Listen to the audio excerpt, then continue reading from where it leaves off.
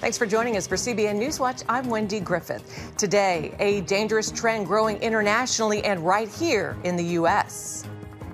Anti-Semitism is on the rise as Jews are targeted even in America. The American Jewry is a little over 2% of the American population, and we are the targets of 63% of all religious-based hate crimes in the United States. And Christian leaders make it clear believers must take a stand on behalf of the Jewish people.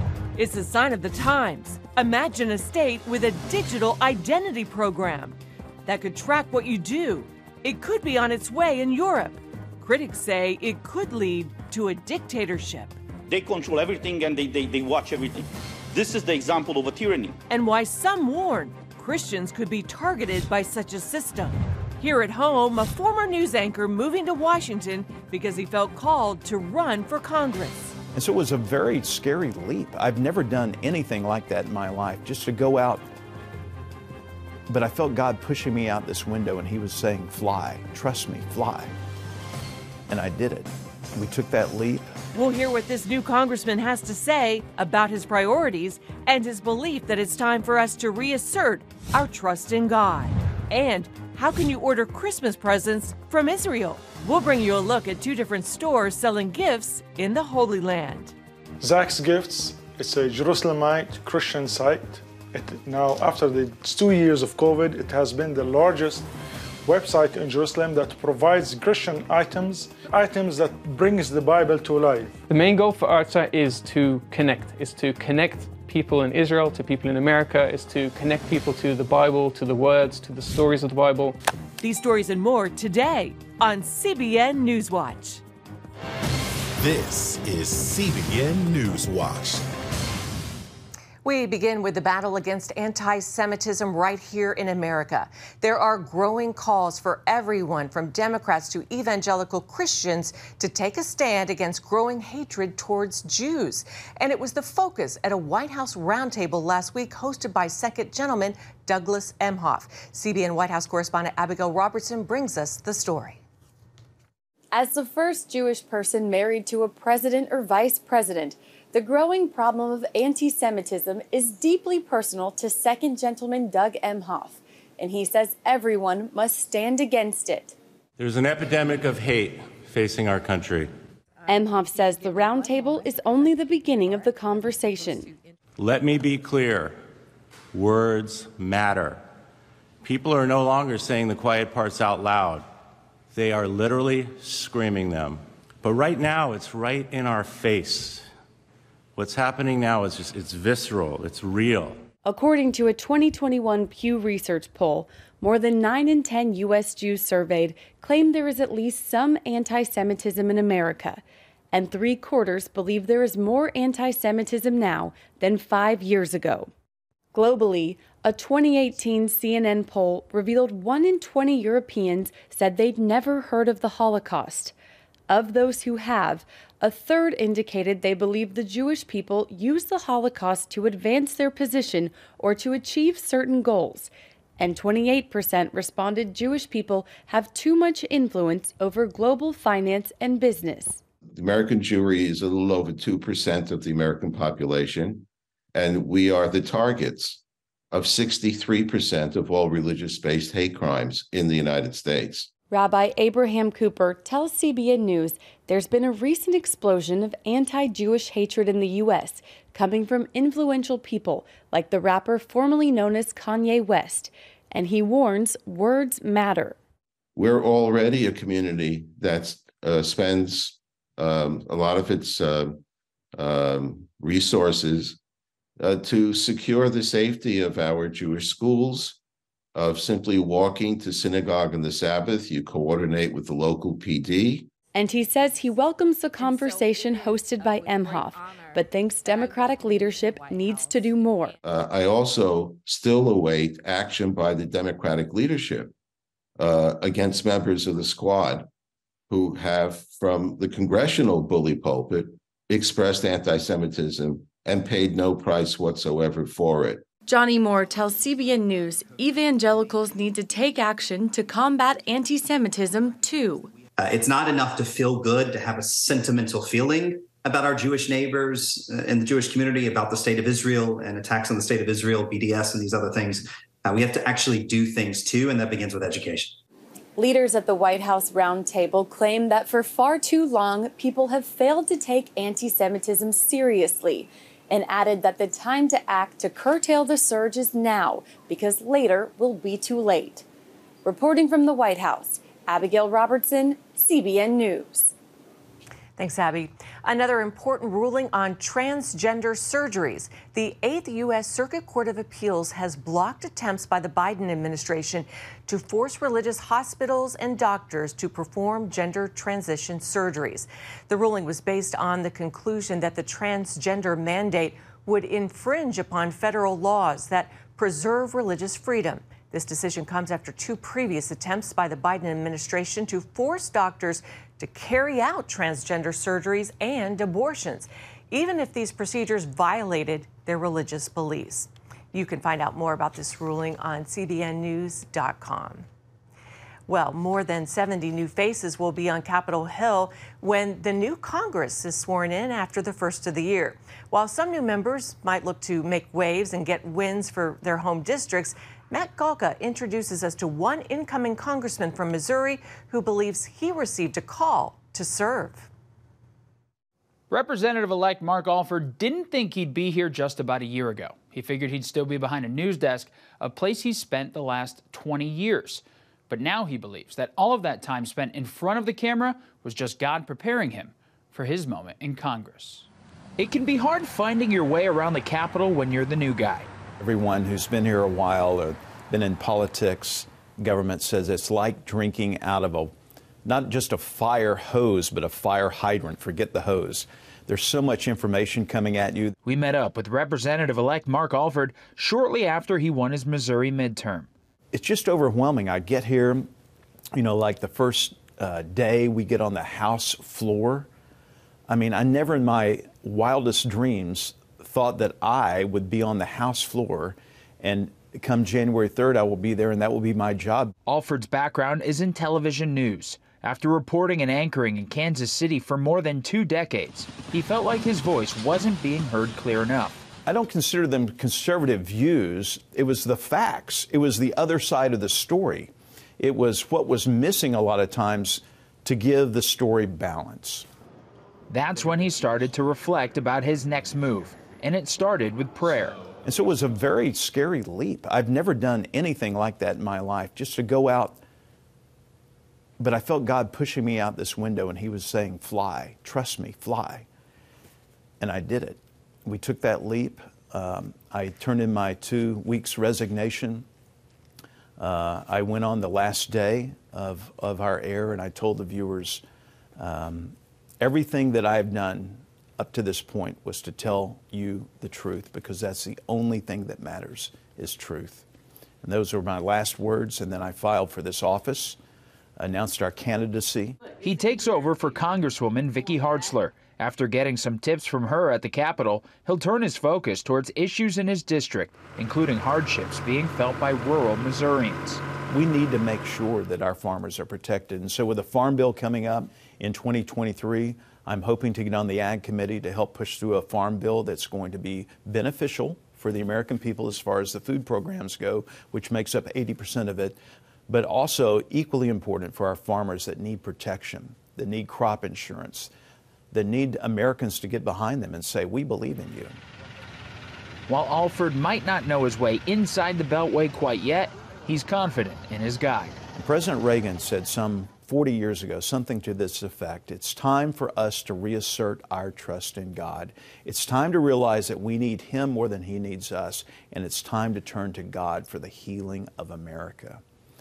I want to be part of that healing. I don't know what kind of role I'll be able to play. I'm just be one voice, but I want to do all I can to make that happen. Alford says he'd like to produce a weekly news-style program for his constituents from Capitol Hill.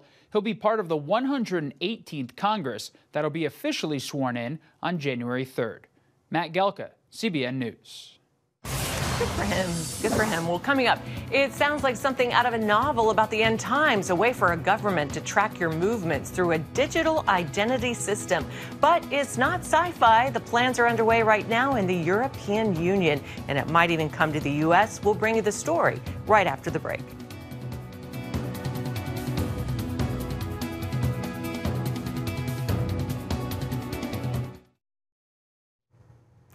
It's a sign of the times. Imagine a state where the government keeps tabs on everywhere you go, everything you say, and everything you buy through a digital identity system.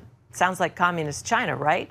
Well, now the European Union appears to be headed in that direction with its new digital identity wallet set to go live in 2024. But that's not all. The idea has some support right here in the U.S. in our own Congress. Dale Hurd has the story. Is the European Union on its way to becoming a surveillance society like China? The European Digital Identity. This cheery introduction to the EU's upcoming digital identity program tells citizens that it will make their lives easier while keeping them safer online. The European Digital Identity wallets will enable us to store and exchange documents and legal information while fully controlling which data we want to share with whom. ID data sent. EU President Ursula von der Leyen says digital identities will give citizens control over how their personal data is used and will help stop identity theft. The so-called digital wallet will be an app on a person's phone and will contain only the information a person wants it to include, such as medical or financial information. Credit rating sent. Income statement sent. It's already under attack in the European Parliament as something that would be ripe for government abuse. One of its chief critics, European Parliament member Christian Turres, was born in communist Romania and has long been warning of the EU's so-called Chinification. Clearly, we are witnessing right now the Chinification of Europe, because we see what is happening in China right now with the social credit score, where the government is monitoring and surveilling all the people from the beginning to end.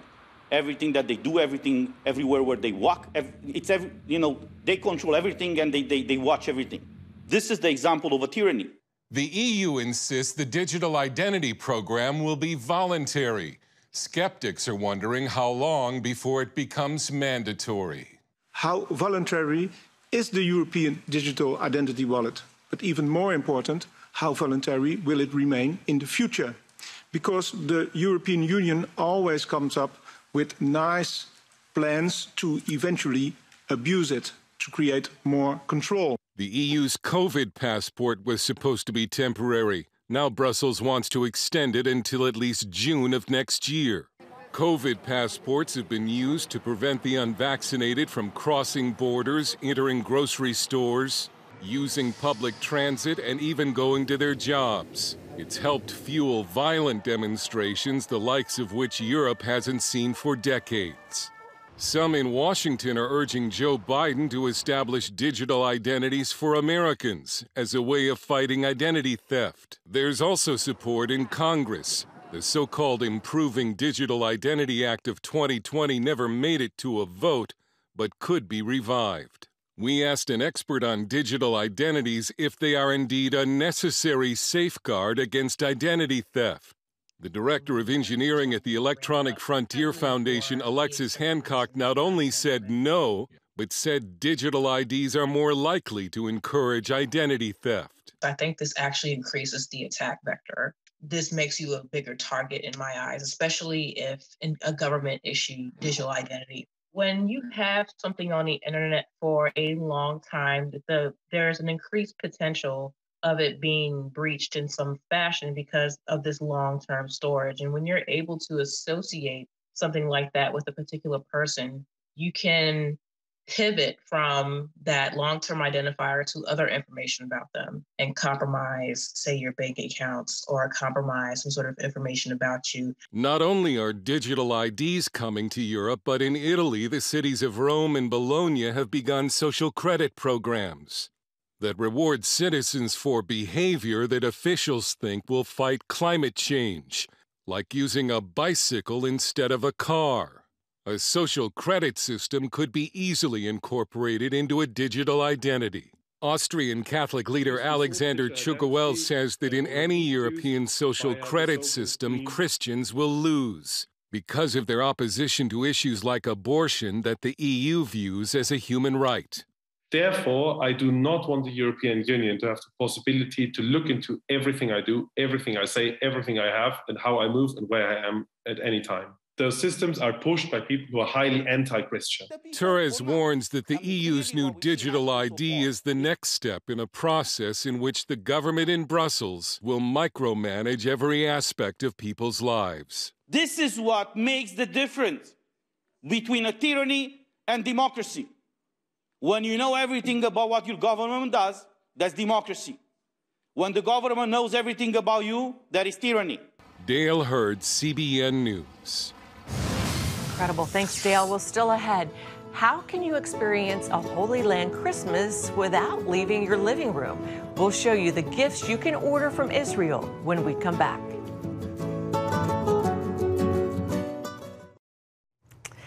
Christmas in the Holy Land sounds amazing. Well, once again, tourists can visit Israel after the 2-year shutdown because of COVID. But for people who can't make the trip, Israeli businesses are bringing the Holy Land to them. Chris Mitchell brings us that story from the Old City in Jerusalem.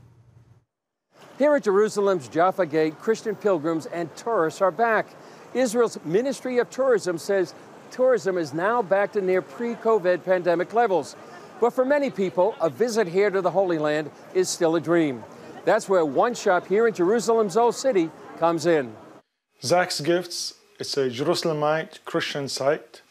Now, after the 2 years of COVID, it has been the largest website in Jerusalem that provides Christian items that brings the Bible to life. Zach Mishriki owns a third-generation gift shop in the Old City. He offers a range of gifts from olive wood nativity sets to ancient coins and oil lamps.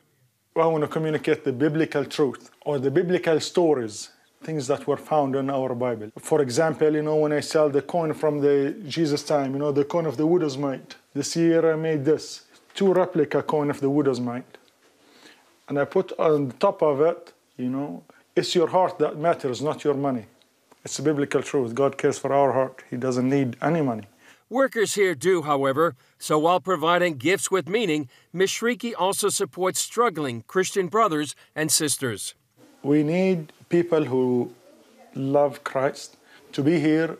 It's important that pilgrims, when they come to Jerusalem, they see that this is not only stone or churches, but they can see real people who have experienced God and testify that his tomb is empty. My business allows people to work and to be productive and have food on their table and stay here. That's where Artza Box also plays a role, a Jewish company designed to bring the Holy Land to Christians in North America. The main goal for Artza is to connect people in Israel to people in America, is to connect people to the Bible, to the words, to the stories of the Bible, but it's also to connect people to modern day Israel, to the people that live here, to the small businesses, to daily life here as well. And it's kind of connecting this mixture of ancient and biblical, but also modern, between Israel, between America, and kind of combining that all together. An Artza Box subscription provides locally made gifts 4 times throughout the year. This month's focuses on towns connected with the life of Jesus. But because it's Christmas and we celebrate the birth of Jesus, we have products from Bethlehem, from Jerusalem, from Nazareth, and from the Galilee. Every place has 2 products from that place. And it kind of takes on this immersive journey throughout Israel from all of those regions. And they're really beautiful, they're completely unique, and we're incredibly excited for people to receive them. Like Mishriki, Artza provides local businesses and charities with much needed work. Countless of these businesses and charities, they cry on the phone to us when we place the order and when we work with them, telling us that directly because of Artza and our subscribers, they've managed to stay in business for another 5 months, or they've managed to keep their employees. Artza founder Itzhai Schimmel says the gift boxes bring the Holy Land to life. They get very emotional when opening them up with family, with friends. You've got kids opening up with their grandparents. You've got grandparents with their grandkids. You've got husbands and wives. It's been very heartwarming. Artza Box and Zach's Jerusalem Gifts aim to bring the Christmas season to life, and that regardless of COVID, the message remains the same. The last 2 years, the message was, do not worry, God is good. You know, now after COVID is over and life came back to normal, I still assure you that God is still good. God is good, and His mercy and goodness shall follow you till the end of days, with COVID or with no COVID. He is good. Chris Mitchell, CBN News, Jerusalem's Old City. Thanks, Chris. I love those nativity scenes. Well, both Zach's Jerusalem Gifts and Artza Box are offering a special discount for CBN viewers. Just use the promo code CBN20 at checkout for 20% off. That's CBN20 at checkout for 20% off your order. You can find links to both vendors at cbnnews.com. Well, coming up, a former professional soccer player is bringing the gospel to the World Cup Soccer Championships. We'll have that story when we come back. Stay with us. The World Cup Soccer Tournament is attracting billions of viewers around the world, and a former professional soccer player turned pastor is on a digital mission to reach World Cup fans with the gospel. Jesse Bradley, a preacher at Grace Community Church in Auburn, Washington, told CBN's Faithwire he's seen thousands of soccer fans embrace Christ since launching his efforts. We're able to create content where we share the gospel, I share my story, and people are making decisions to follow Jesus. We're reaching millions of people. We're seeing over 18,000 already make first-time decisions. And then we provide discipleship content. We partner with Global Media Outreach. They also follow up, and we help those people find a church. So it's not just decisions, it's disciples. But there's a massive hunger across the world now for God, for hope, for faith, for Jesus. He's right about that. Well, Bradley's digital campaign relies on creating content that leads to conversations and even conversions, delivering these messages to mobile phones, among other personal locations. The videos, which run less than a minute, talk about the World Cup before going into Bradley's own story about salvation and after he had to fight for his life for a year because of a medication he had to take. Well, you can get the whole story and watch the interview on cbnnews.com. That is going to do it for this edition of CBN NewsWatch. Remember, you can find more of our programs on the CBN News channel anytime or online with cbnnews.com.